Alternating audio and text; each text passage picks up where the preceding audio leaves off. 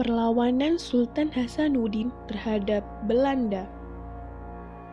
Sultan Hasanuddin lahir di Makassar, Sulawesi Selatan pada tanggal 12 Januari 1631. Beliau meninggal di Makassar, Sulawesi Selatan pada tanggal 12 Juni 1670 pada umur yang ke-39 tahun.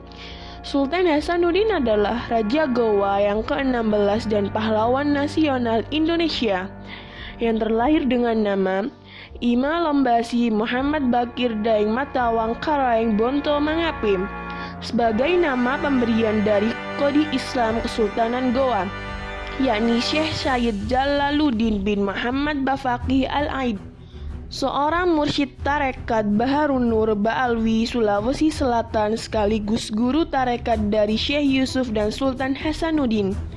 Setelah menaiki tahta sebagai sultan, ia mendapat tambahan gelar Sultan Hasanuddin Tumanangari Balapangkana, hanya saja lebih dikenal dengan Sultan Hasanuddin.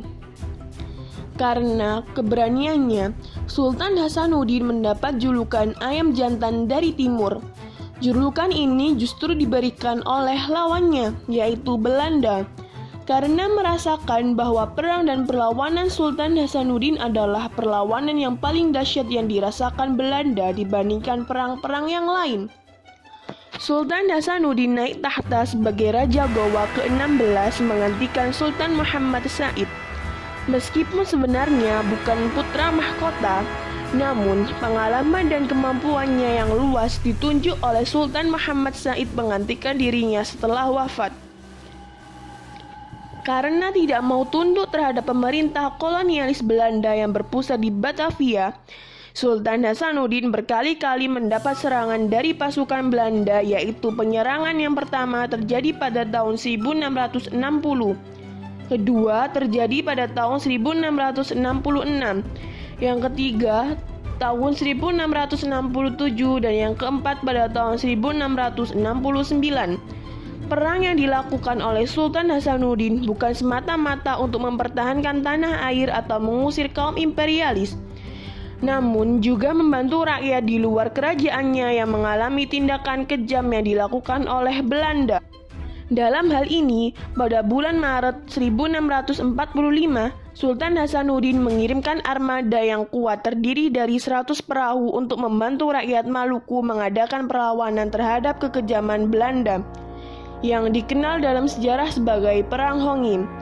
Meskipun pada masa pemerintahannya berulang kali terjadi peperangan, namun Sultan Hasanuddin bukanlah sosok pemimpin yang suka kekerasan dan haus perang.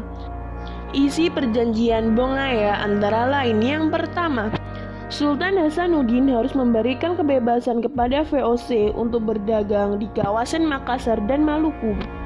Yang kedua, VOC memegang monopoli perdagangan di wilayah Indonesia bagian timur dengan pusatnya di Makassar. Yang ketiga, Sultan Hasanuddin harus mengakui bahwa Arupalaka adalah Raja Bone. Dengan menerima perjanjian tersebut, Sultan Hasanuddin dapat mencegah banyak korban jatuh di kedua belah pihak.